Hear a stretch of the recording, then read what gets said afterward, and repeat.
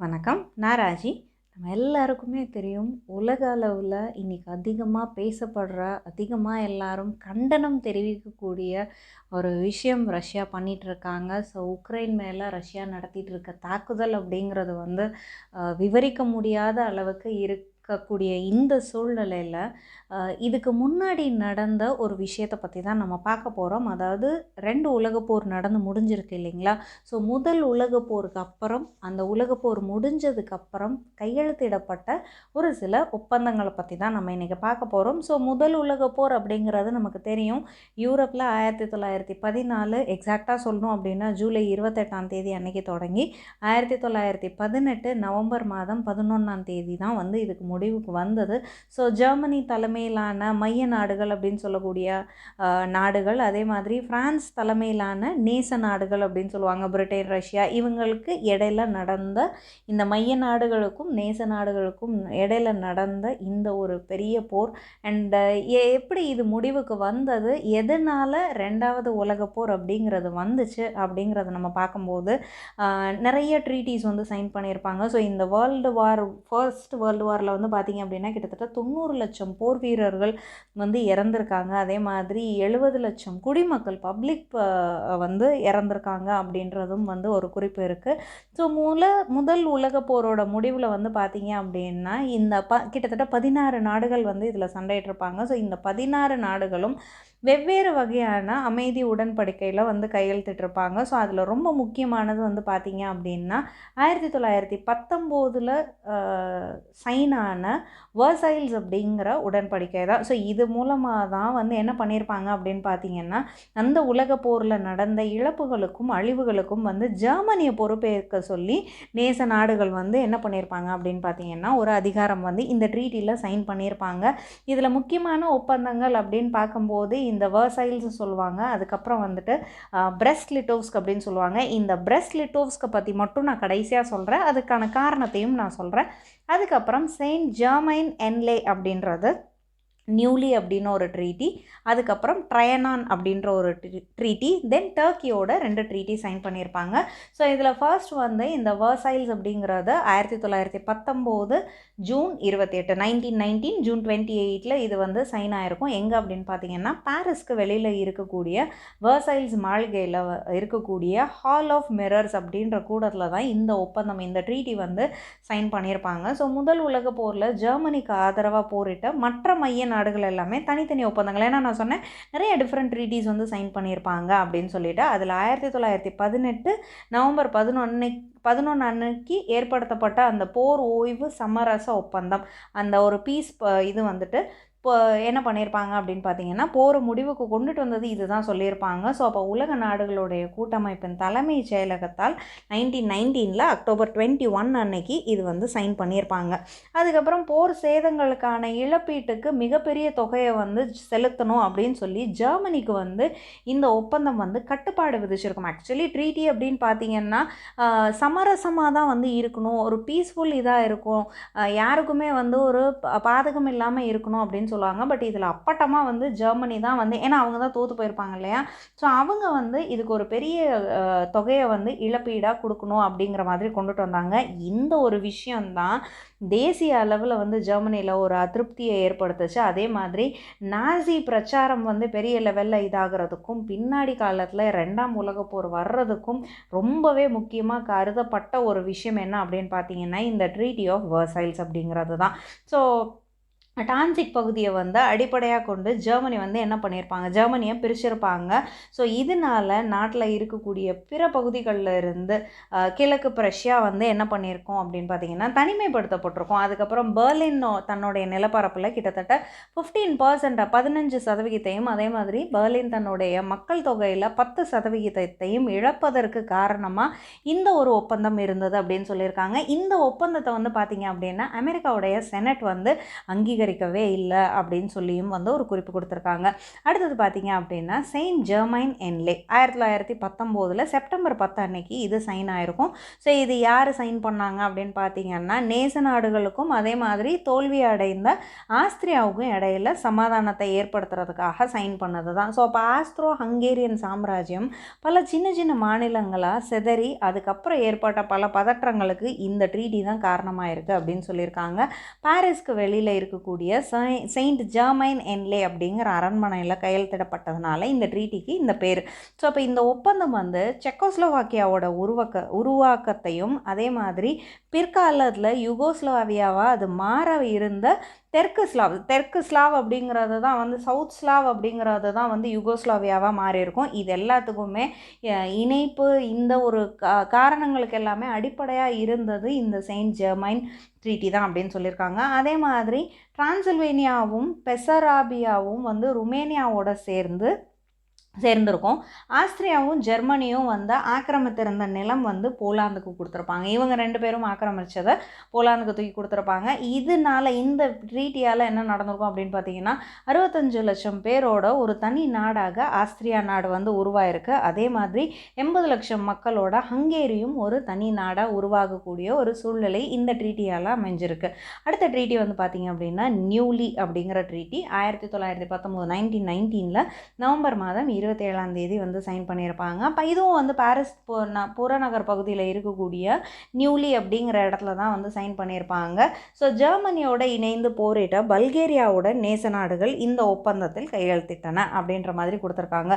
So Bulgaria தலைநகரான Sophia தன்னுடைய நிலத்தில் இருந்து பெரும் பகுதியை வந்து புதிதாக உருவான யுகோஸ்லாவியாவுக்கும் ருமேனியாவுக்கும் அதே மாதிரி கிரீஸுக்கும் வந்து கொடுக்க வேண்டிய ஒரு சூழ்நிலை இந்த ட்ரீட்டியால் ஏற்பட்டிருக்கு.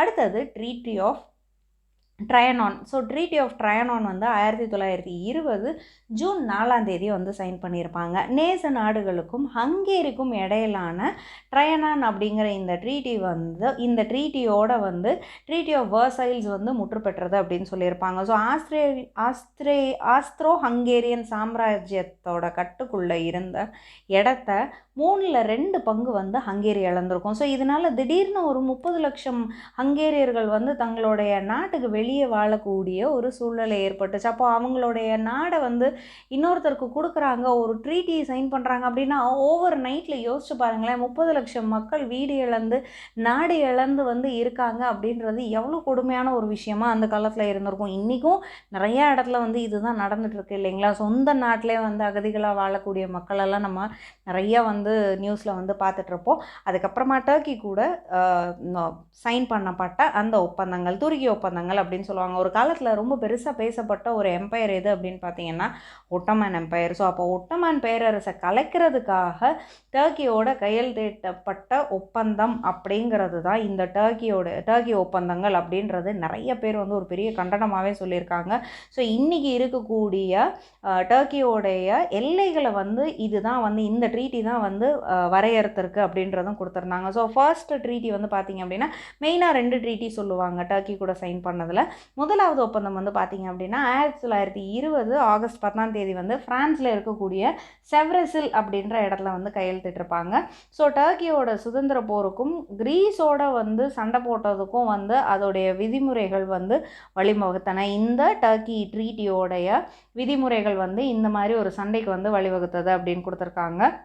ஸோ அதுக்கப்புறம் 1923 ஜூலை 24 அன்னைக்கு லொசைன் அப்படின்ற ஒரு ட்ரீட்டி வந்து சைன் பண்ணியிருப்பாங்க. இது அந்த முன்னாடி சைன் பண்ண ட்ரீட்டியோட வெளிப்பாடாக நடந்த அந்த சண்டையை வந்து முடிவுக்கு கொண்டுட்டு வந்தது இந்த லொசைன் அப்படின்ற ட்ரீட்டி தான் அப்படின்னு கொடுத்துருக்காங்க.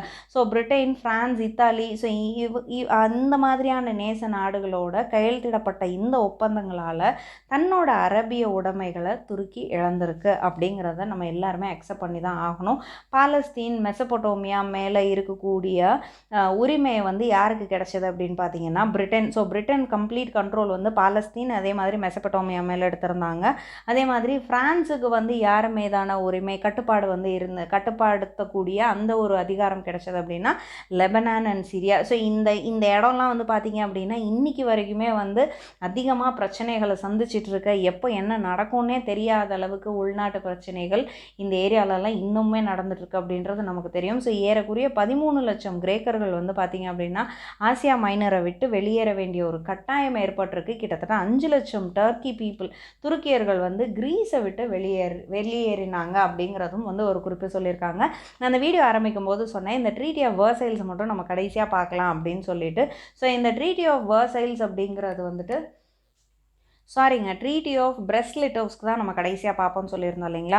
ஸோ இந்த ட்ரீட்டி வந்து 1918 மார்ச் 3ஆம் தேதி இது கையெழுத்திடப்பட்டிருக்கும். முதல் உலக போரோட முதல் ஒப்பந்தம் இதுதான் அப்படின்னு சொல்லியிருக்காங்க. ஆனால் ஏன் இந்த முதல் ஒப்பந்தத்தை பற்றி நம்ம கடைசியாக பார்க்குறோம் அப்படின்னு பார்த்தீங்கன்னா, ரஷ்யாவுக்கும் மைய நாடுகளின் கூட்டணி உறுப்பு நாடுகளுக்கும் இடையே கையெழுத்திடப்பட்ட ஒரு விஷயம்தான் இது. ஸோ ரீசெண்டாக ரஷ்யா நியூஸில் வந்ததுனால தான் இந்த ஃபர்ஸ்ட் ட்ரீட்டியாக இருந்தாலும் இதை நம்ம கடைசியாக பார்க்குறோம். ஸோ ஜெர்மனியோட ஆக்கிரமிப்பில் இருந்த இந்த இடம், இந்த பிரெஸ்ட்-லிட்டோவ்ஸ்க் அப்படின்ற இடம், இன்றைக்கி இது வந்து பார்த்திங்க அப்படின்னா பெலாரஸில் வந்துட்டு இருக்குது. பிரெஸ்ட் அப்படின்ற இடமா வந்துட்டு இதில் இருக்குது. இந்த நகரில் தான் இந்த ஒப்பந்தம் வந்து கையெழுத்தானது. ஸோ அக்டோபர் 1917 கம்யூனிஸ்ட் புரட்சிக்கு அப்புறம் 1917 டிசம்பரில் ரஷ்யா எங்கும் வந்து பார்த்திங்க அப்படின்னா உடனடி போர் நிறுத்தம் அப்படின்ற ஒரு கோரிக்கையை வந்து எல்லா பக்கமுமே வந்து எழுப்பியிருப்பாங்க மக்கள். ஸோ அதோடைய ஒரு வெளிப்பாடாக தான் இந்த பிரெஸ்ட்-லிட்டோவ்ஸ்க் அப்படின்ற இடத்துல வந்து ட்ரீட்டி சைன் ஆயிருக்கு.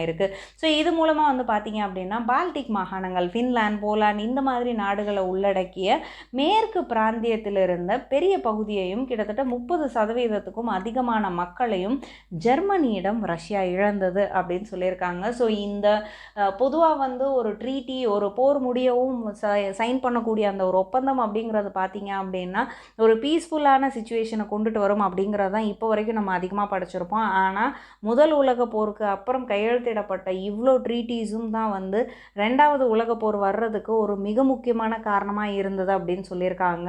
ஸோ 2வது உலக போருக்கு அப்புறம் மறுபடியும் இந்த மாதிரி ஒரு பெரிய விஷயம் நடக்கக்கூடாது அப்படிங்கிறதுக்காக தான் UN அப்படிங்கிற ஒரு விஷயத்தையே ஃபார்ம் பண்ணாங்க. அதுக்கப்புறம் நிறைய ட்ரீட்டீஸ், நிறைய விஷயங்கள், நிறைய இன்டர்நேஷ்னல் ஆர்கனைசேஷன்ஸ் வந்துட்டு உருவாக்கி இருந்தாலும் இன்றைக்கி இருக்கக்கூடிய சூழ்நிலை வந்து யாருக்குமே வந்து இது சரி அப்படின்னு சொல்கிற அளவுக்கு இல்லாத ஒரு தவறான சூழ்நிலையில் தான் நம்ம இருந்துகிட்ருக்கோம். எந்த நாட்டு மக்களாக இருந்தாலும் மக்கள் அப்படிங்கிறதும் உயிர் அப்படிங்கிறதும் ஒரு விஷயந்தான் இல்லைங்களா. அதோடைய மதிப்பு தெரியாமல் ஏன் எவ்வளோ தூரம் வந்து இன்னமுமே இந்த எல்லைகளுக்காக கிடைக்கக்கூடிய ரிசோர்ஸ்க்காக நான் பெருசா நீ பெருசான்ற சண்டைகளில் வந்து எவ்வளோ அப்பாவி மக்களை இழக்கிறோம். அவங்களுடைய சுதந்திரம் பறிப்போகுதுங்கிறத விட அவங்களுடைய உணர்வுகள், உயிர், இது எதுக்குமே மதிப்பே இல்லாத ஒரு காலகட்டத்தில் தான் இன்றைக்கி நம்ம இருந்துகிட்ருக்கோம் இல்லைங்களா. கண்டிப்பாக நம்ம எல்லாரும் வந்து இந்த ஒரு பிரச்சனை ரஷ்யா உக்ரைன் மேலே எடுத்துருக்கக்கூடிய விஷயம், ஏன்னா இது இன்றைக்கி நேற்று நடக்கக்கூடிய விஷயம் இல்லைங்க, ஆரம்பத்தில் இருந்தே நடந்திருக்கு. அதுக்கப்புறம் ரஷ்யா கிரீமியா அப்படின்ற இஷ்யூ வந்து ரொம்ப பெருசாக போயிட்டு இருந்தது. இப்போது ரஷ்யா உக்ரைன் அப்படிங்கிற பிரச்சனை வந்து இன்னுமுமே பயங்கரமாக போயிட்டுருக்கு. சீக்கிரமாக இந்த ஒரு விஷயம் வந்து முடிவுக்கு வந்து மக்களுக்கு வந்து ஒரு அமைதியான சூழ்நிலை ஏற்படணும் அப்படிங்கிறது தான் என்னுடைய பிரார்த்தனை. நிச்சயமாக நம்ம எல்லாரோடைய பிரார்த்தனையும் அதுவாக தான் இருக்கணும் அப்படின்னு நான் நம்புகிறேன். இந்த விஷயம் இன்றைக்கி நம்ம ஷேர் பண்ணது கண்டிப்பாக உங்களுக்கு பயனுள்ளதாக இருக்கும் அப்படின்னு நான் நம்புகிறேன். இது வேறு யாருக்காவது தேவைப்படும் அப்படின்னா அவங்க கூட இதை ஷேர் பண்ணிக்கோங்க. நீங்கள் இன்னும் இந்த சேனலை சப்ஸ்கிரைப் பண்ணலாம் அப்படின்னா சப்ஸ்கிரைப் பண்ணிக்கோங்க. ஸோ தட் நான் கொடுக்குற வீடியோஸ் எல்லாம் அப்பப்போ உங்களுக்கு வந்து சேரும். நாளைக்கு வேறு ஒரு டாப்பிக்கோட சந்திக்கலாம். ஜெய்ஹிந்த்.